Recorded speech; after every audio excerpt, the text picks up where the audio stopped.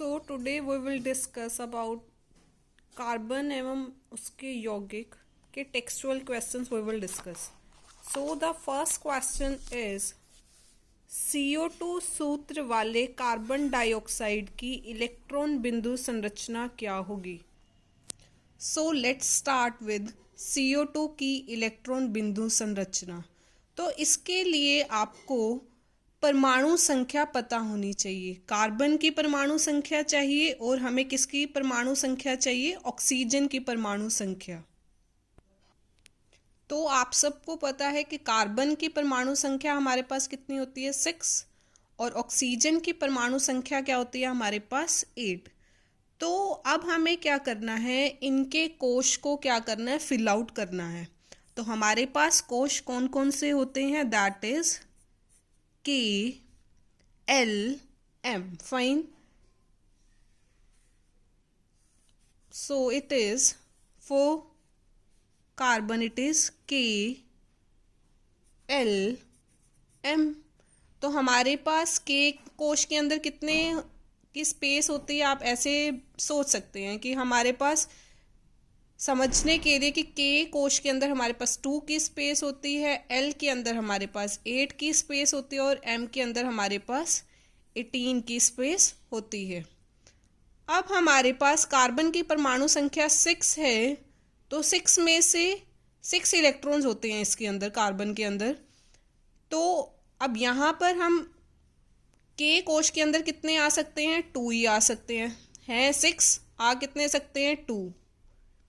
6 में से जो 2 इलेक्ट्रॉन्स हैं वो हमारे पास K कोश के अंदर आ गए हैं. रह कितने गए? 6 - 2 4. अब वो 4 हमारे पास कहाँ पर आ जाएंगे?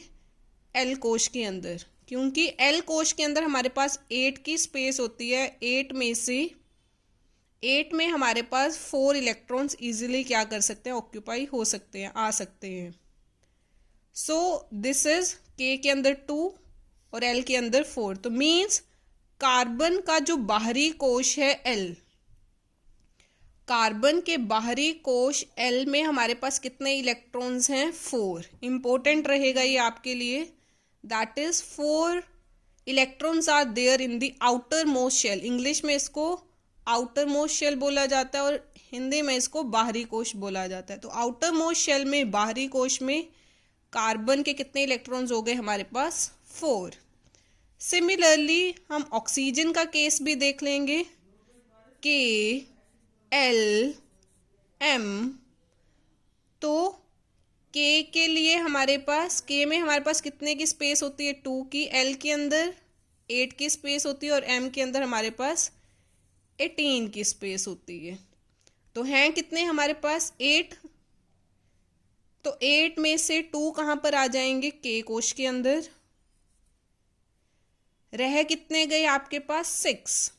स्पेस कितने की होती है? L के अंदर 8 की स्पेस होती है. हमारे पास रह कितने गए? 6. 6 हमारे पास इजीली कहाँ पर आ सकते हैं? यहाँ पर आ सकते हैं. स्पेस थी 8 की. 8 में से 6 यहाँ पर इजीली आ सकते हैं. आप इसको ऐसे भी कंसीडर कर सकते हैं कि हमारे पास ये रूम है, हमारे पास 8 लोग हैं रहने के लिए. इस रूम में सिर्फ 2 ही लोग आ सकते हैं, इस रूम में 8 लोग आ सकते हैं. ठीक है. तो लेकिन पहले हमें ये रूम फिल करना है, उसके बाद हमें ये रूम फिल करना है, उसके बाद हमें ये रूम फिल करना है. लोग कितने हैं आपके पास? 8 लोग हैं.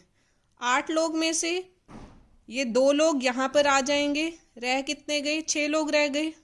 तो अब हम दूसरा रूम क्या करेंगे? यूज़ करेंगे. वहाँ पर 8 लोग आ सकते हैं दूसरे रूम में, लेकिन हमारे पास रह कितने गए हैं? 6 लोग रह गए हैं. तो वो 6 लोग कहाँ पर आ जाएंगे आपके पास? इसमें. तो इस तरीके से आपके पास ऑक्सीजन के केस में आउटर मोस्ट शेल में, बाहरी कोश में कितने इलेक्ट्रॉन्स हो गए? 6. ठीक है. तो कार्बन के केस में आपके पास कितने आउटर मोस्ट शेल, बाहरी कोश में 4 इलेक्ट्रॉन. ऑक्सीजन में बाहरी कोश में आपके पास 6 इलेक्ट्रॉन्स. अब हम इसकी CO2 की इलेक्ट्रॉन बिंदु संरचना क्या करेंगे? स्टार्ट करेंगे. तो सबसे पहले हमने C ड्रॉ कर लिया, C राइट डाउन कर लिया. C में हमारे पास बाहरी कोश में कितने इलेक्ट्रॉन्स हैं? 4. तो 4 हम इलेक्ट्रॉन्स क्या कर लेंगे? ड्रॉ कर लेंगे.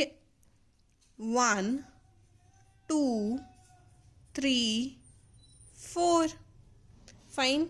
सिमिलरली हमारे पास जो कार्बन परमाणु के साथ ऑक्सीजन के कितने परमाणु और जुड़े होते हैं? 2 परमाणु जुड़े होते हैं. तो ऑक्सीजन के 2 परमाणु हमने क्या कर दिए? साथ में ज्वाइन कर दिए. ऑक्सीजन के हमारे पास बाहरी कक्ष में कितने इलेक्ट्रॉन्स होते हैं? 6. तो हम यहाँ पर भी क्या कर देंगे, जैसे हमने कार्बन के क्रॉस 4 इलेक्ट्रॉन्स शो किए हैं, उसी वे में हम ऑक्सीजन के क्रॉस 6 इलेक्ट्रॉन्स क्या कर देंगे? शो कर देंगे. तो ऑक्सीजन के क्रॉस आपके पास 6 इलेक्ट्रॉन्स हम शो करेंगे, बट डिफ्रेंशिएट करने के लिए, दोनों को अलग अलग रिप्रेजेंट करने के लिए हमने यहाँ पर तो क्रॉस साइन शो किया है, लेकिन ऑक्सीजन के केस में हम क्रॉस साइन यूज़ ना करके कोई और सिंबल क्या कर लेंगे? यूज़ कर लेंगे, जिसके लिए हम यहाँ पर डॉट साइन क्या कर रहे हैं? यूज़ कर रहे हैं. 6 इलेक्ट्रॉन्स ऑक्सीजन के क्रॉस. 1, 2, 3, 4, 5, 6. सिमिलरली इस ऑक्सीजन के भी बाहरी कोश में कितने इलेक्ट्रॉन्स हैं? 6. So it will be 1, 2, 3, 4, 5, 6. Now the point is, carbon के पास 4 इलेक्ट्रॉन्स हैं. स्पेस कितने की थी? 8 की स्पेस थी. अगर इसको अपना ये बाहरी कक्ष पूरा भरना है तो इसको और कितने इलेक्ट्रॉन्स चाहिए? 4. आप ऐसे कर सकते हैं कि इस रूम में 8 लोग थे, 8 लोग आ सकते हैं, लेकिन हैं कितने? 4. अगर मुझे ये पूरा रूम भरना है तो मुझे कितने लोग और चाहिए होंगे? 4. तो मीन्स कार्बन को कितने चाहिए?